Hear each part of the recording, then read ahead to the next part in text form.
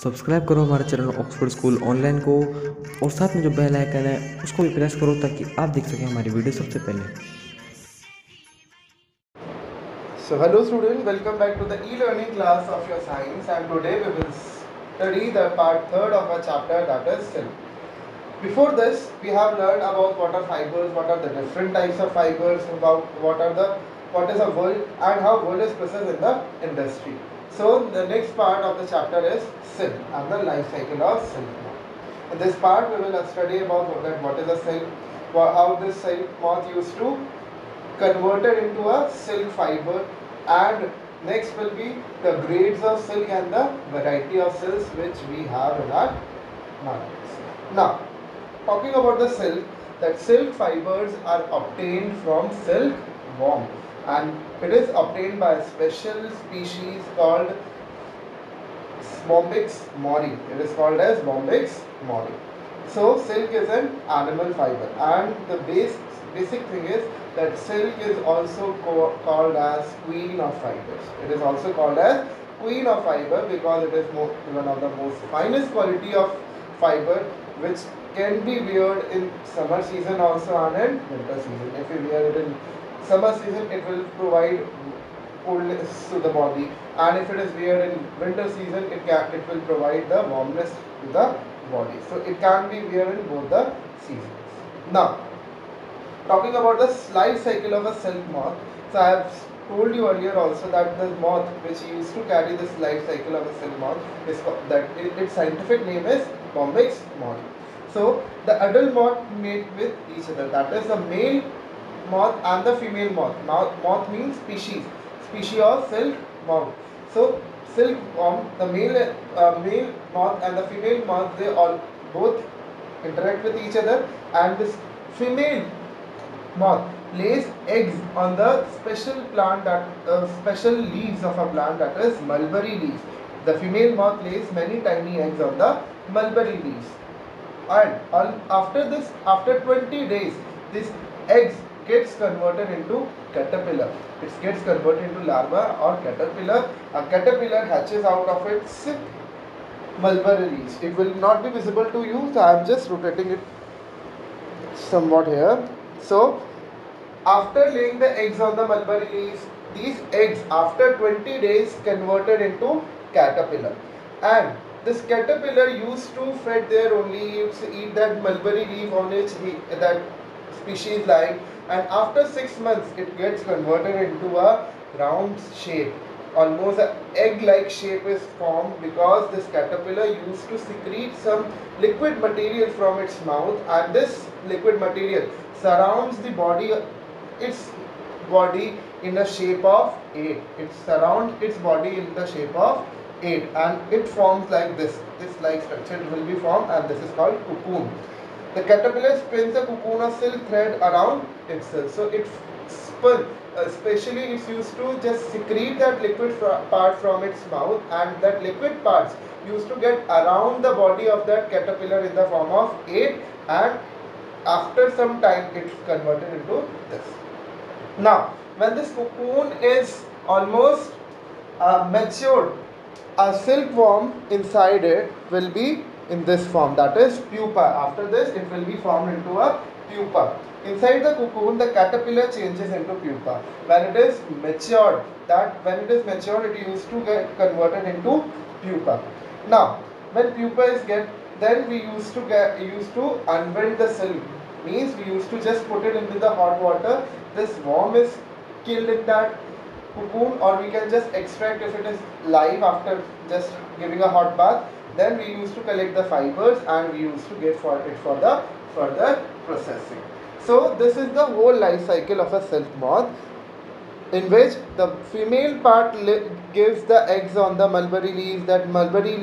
That eggs used to convert into caterpillar after 20 days, and that caterpillar used to live there on that mulberry leaf only for 6 months, and slowly it gets converted into a cocoon, that is a hard egg like structure. It is because that caterpillar used to secrete a liquid material from its mouth, and that liquid material used to get surround its own body in the form of 8, and it forms like that the given in D part. Now after that formation of cocoon, that cocoon has inside pupa, that is a silkworm. It has inside the pupa, and when this it is get matured, we used to put it into the hot baths. Means we used to put them into the boiling water, in which this pupa used to get killed, or the silkworm used to get killed, and we used to get the fibers in the form of silk. Now moving to the next part, that we have obtained that cocoon. That cocoon is made. Now we have to convert into a silk fabric. So what are the process by which we used to convert that cocoon to a silk? So I have discussed with you that first we have to kill that pupa or larva which is present inside that cocoon. So for killing that larva or pupa, that pupa or worm inside the cocoon, we have to boil it. We used to just put it into the hard water. If the covering is too hard, then we can also put, first what we can do, that hot water, hot or boiling water, we can put it in hot or boiling water. And if it is very hard, then we can also put it in ovens. There are several different huge ovens available in the industries, in which we can just easily break that cocoon, hard cocoon. So if it can be easily break, then we can just put it in hot water and it can be break. And if it is too hard, then we have to put it into oven so that it can be easily break. Now we have break that cocoon also. Now we have to take out that fibers of silk from that cocoon. So the process by which we used to take out that fibers from the cocoon is called as reeling. The process of taking out threads from the cocoon is called reeling of silk. In a summarized manner, we can say that we have broken that cocoon. Now we have to take that fibers from that cocoon, remove that fibers from that cocoon. So the process by which we used to remove that fibers from the cocoon is called as reeling. And here we get the three grades of silk. That is raw silk. It is also known as real silk. It is also known as real silk, which is the one of the most finest quality of silk, which is used in making sarees, curtains, shirts. Means the finest qualities, or we can say the topmost quality of silk is called raw silk or real silk. Then spun silk, less inferior.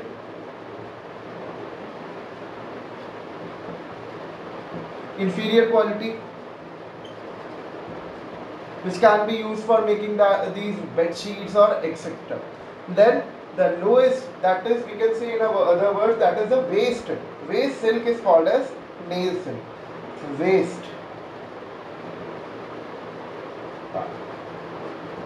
Waste part of the silk is called as nail silk, which can be used for making carpets and other small things. So these are the three grades of silk: raw silk, spun silk and nail silk. So by reading, we used to categorize that silk into three parts: raw silk, spun silk, nail silk. If it is one of the best quality, then it is called as raw silk. If it is of medium quality, then it is called spun silk. And if it is of the third grade quality, or we can say most inferior grade quality, then it is called as nail silk. So these are the three different grades of silk which is obtained by reeling. Now we have taken out the fibers. Now we have to make them somewhat all together so that it cannot be split into individual fibers. So for making this, we have to carry out a process which is called as throwing. That's throwing is the process by which we used to bind all the fibers into a single one so that it cannot be split into individuals one. And this process is called as throwing. So the throwing, the silk is twisted to produce thrown silk, and process is called as throwing, which is done to prevent from splitting. So we usually do, especially boys can also correlate when we used to fly kites, and that thread, when our kite used to get cutted, then we used to separate that thread. So we used to throw the thread away from the waste thread away from this. So what we do, we used to just roll it into a single one so that it cannot be split into a separate one. So similar way, that from preventing that fibers into splitting into individual ones, we used to twist them. We used to just twist them so that it can be converted into a single one, and it will not be just separated into a individual one. So that process is called as throwing. Now we have got this. We have to convert into a desirable color so that we can make a favorable, or we can say that desired fabric from that silk. That is, if you want to make a sari, then we used to just give that particular color, suppose blue, green, pink, whatever color we want. Suppose we have to make a curtain, so we have to give it a somewhat creamish color, so we have to give the color. Then that process is called as dyeing, in which we used to give the color to that silk, and after giving the particular color to the silk, that silk is ready for making the fabrics. So then afterwards we can use that particular silk for making our fabrics, such as sarees, dress materials, curtains, bed sheets, cushion covers, etc. So this is the whole life cycle of silk now.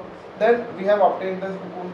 Then cocoon we have to take that cocoon from, we have to take the silk fibers from that cocoon. So we have to carry out some process. We have carried boiling, then we have carried out the reeling for taking out the fibers. We have taken out the fibers, and we have then the categorization of that silk, that is raw silk, spun silk and nail silk. After this categorization, we have to just bind them all together so that it cannot be split into different ones. So we carry out throwing. And the last part, we have to impart the color to that silk, desired color to the silk, so that process is called as dyeing. And after that, that silk is ready to make the fabric. Then we can make whatever desired fabric we want to make. So now I will just make a flow chart to summarize your this silk part, and you will be able to understand in a far better manner. So first, what has done that female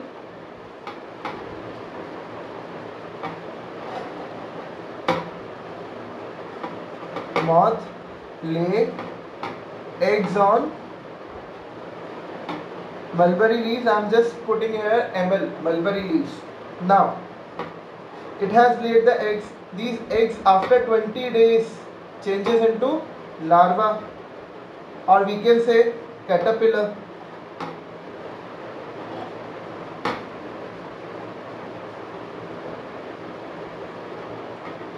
Then after that, after 6 months, it used to convert into cocoon. Then when we have obtained the cocoon, we used to boil it. We have done boiling. Then the larva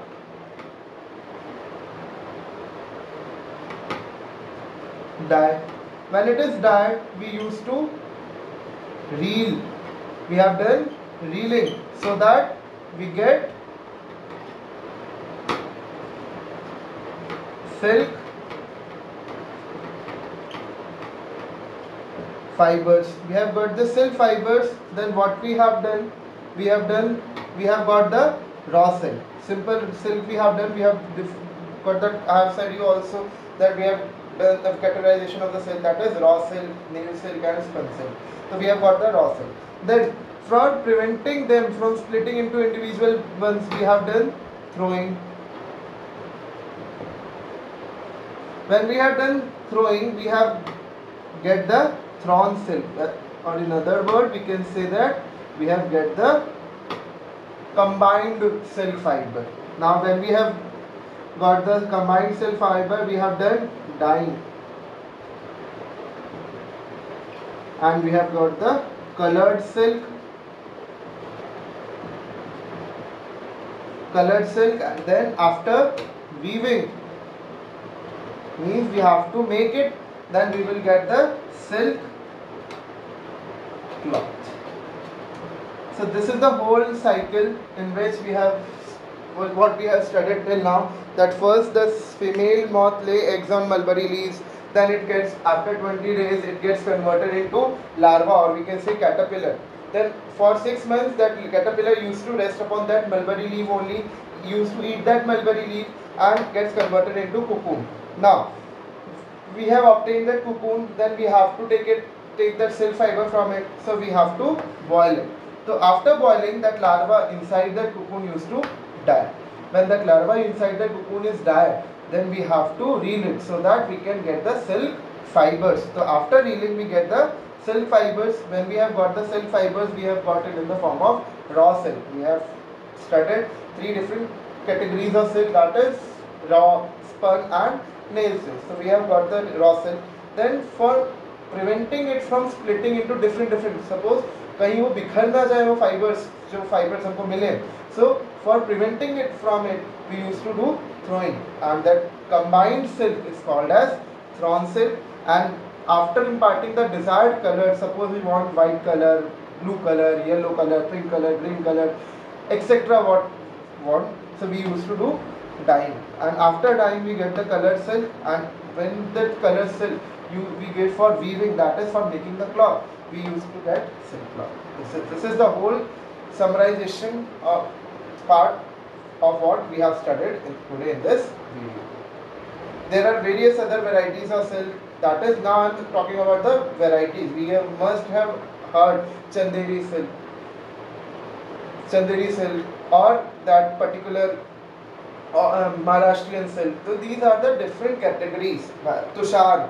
So these are the different categories, varieties of silk which is available in the market. So your today's task is that you have to just write the names of the different varieties of silk which is available in the market. I am also giving you some of the names which are there, which are available in market. Is I am just writing over there. You can just correlate with them, and you can just have to check out their images, that what type of silk are these. Crepe,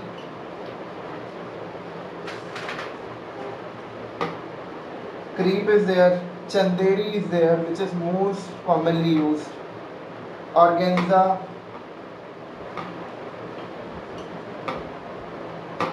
Mulberry, Tussar, which I have told you,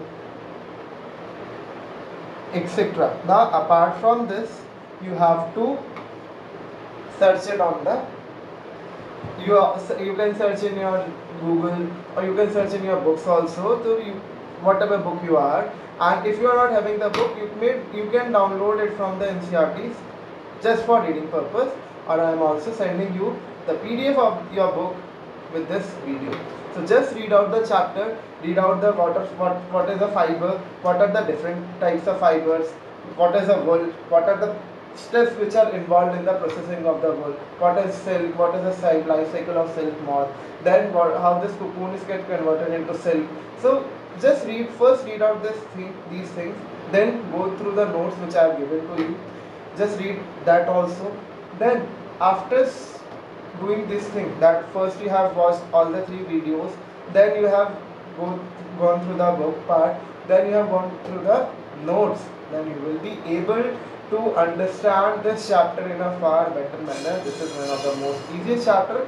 Just put somewhat little effort so that you can easily just understand this whole terminologies which I have used in this chapter. So that's all for the today. Now I will be giving you some of the worksheet to solve, and you have to solve that worksheet, and in the next week we will start with the next chapter of your textbook. Till then, bye bye, and take care, stay home and stay safe. Thank you. Bye.